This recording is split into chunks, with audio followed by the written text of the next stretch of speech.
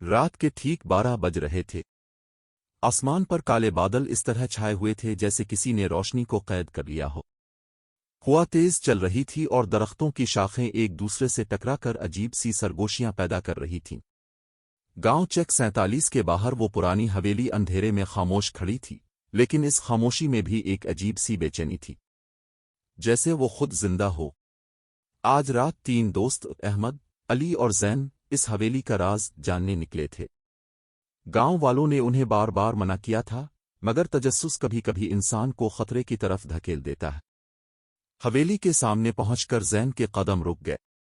یار، مجھے لگتا ہے ہمیں واپس چلے جانا چاہیے، یہ جگہ ٹھیک نہیں لگ رہی۔ علی نے ہلکا سا ہنستے ہوئے کہا۔ ڈر گیا؟ ابھی تو ہم نے کچھ دیکھا بھی نہیں ہے۔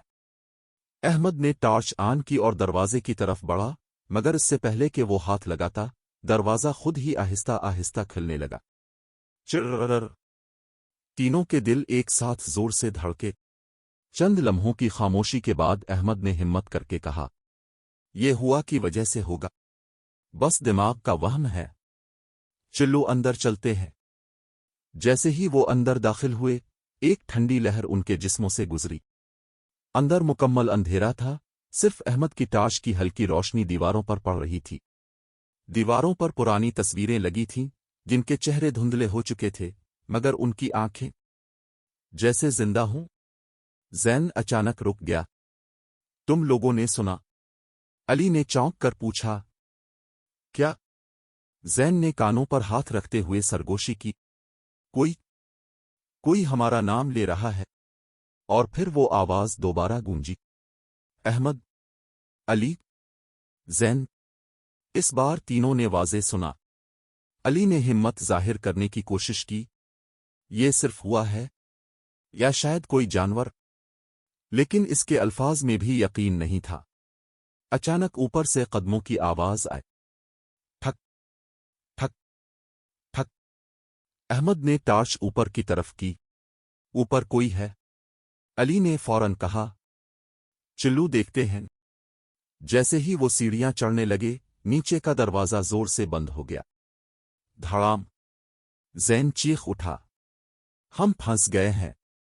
احمد نے دروازہ کھولنے کی کوشش کی، مگر وہ نہیں کھلا، جیسے کسی نے باہر سے بند کر دیا ہو۔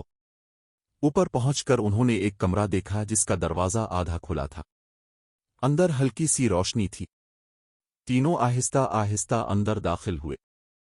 کمرے کے درمیان ایک پرانا آئینہ رکھا تھا اور اس کے سامنے ایک لڑکی کھڑی تھی۔ اس کے لمبے سیاہ بال اس کے چہرے کو چھپا رہے تھے اور وہ بالکل ساکت کھڑی تھی۔ احمد نے ہمت کر کے پوچھا، کون ہے وہاں؟ چند لمحوں کی خاموشی کے بعد لڑکی نے آہستہ آہستہ اپنا سر گھمایا۔ اس کا چہرہ دیکھ کر تینوں کے جسم ساکت ہو گئے۔ چہرہ سیاہ، آنکھیں سرخ، اور ہونٹوں پر ایک خوفناک مسکراہٹ۔ وہ آہستہ سے ہنسی۔ تم لوگ واپس کیوں آئے ہو؟ علی نے کانپتی آواز میں کہا۔ ہم صرف دیکھنے آئے تھے۔ لڑکی کی آنکھیں اور زیادہ سرخ ہو گئیں۔ یہ میری جگہ ہے، یہاں کوئی زندہ نہیں رہتا۔ اچانک کمرے کا درجہ حرارت گر گیا۔ ان کی سانسیں بھاپ کی طرح نظر آنے لگیں۔ زین نے روتے ہوئے کہا، ہمیں یہاں نہیں آنا چاہیے تھا، ہم مر جائیں گے۔ لڑکی آہستہ آہستہ ان کی طرف بڑھنے لگی، اس کے قدم زمین کو چھو بھی نہیں رہے تھے۔ ایک بار جو یہاں آتا ہے، وہ کبھی واپس نہیں جاتا۔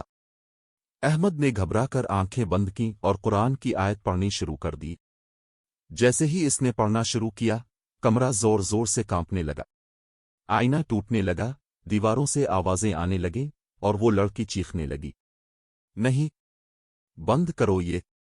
روشنی تیز ہو گئی اور لڑکی کا جسم دھند کی طرح بکھرنے لگا۔ چند لمحوں بعد سب کچھ خاموش ہو گیا۔ صبح کی روشنی حویلی کے اندر داخل ہو رہی تھی۔ دروازہ خود بخود کھل چکا تھا۔ گاؤں والے باہر کھڑے تھے۔ احمد اور علی لڑکھڑاتے ہوئے باہر نکل آئے۔ ان کے چہروں پر خوف صاف نظر آ رہا تھا۔ لیکن زین، وہ خاموش کھڑا تھا۔ اس نے آہستہ سے اپنا سر اٹھایا۔ اس کی آنکھیں اب پہلے جیسی نہیں تھیں۔ وہ مسکرایا، ایک عجیب غیر انسانی مسکراہٹ، اور دھیمی آواز میں بولا، میں واپس آ گیا ہوں۔ احمد اور علی نے خوف سے اس کی طرف دیکھا، مگر وہ کچھ نہ کہہ سکے۔ اس دن کے بعد گاؤں میں عجیب واقعات شروع ہو گئے۔ رات کو لوگوں کو سرگوشیاں سنائی دیتی، دروازے خود بخود کھل جاتے، اور کئی لوگوں نے دعویٰ کیا کہ انہوں نے حویلی کے قریب ایک سایہ دیکھا جو انہیں گھورتا رہتا ہے۔ اور سب سے خوفناک بات یہ تھی، وہ سایہ ہمیشہ زین جیسا لگتا تھا۔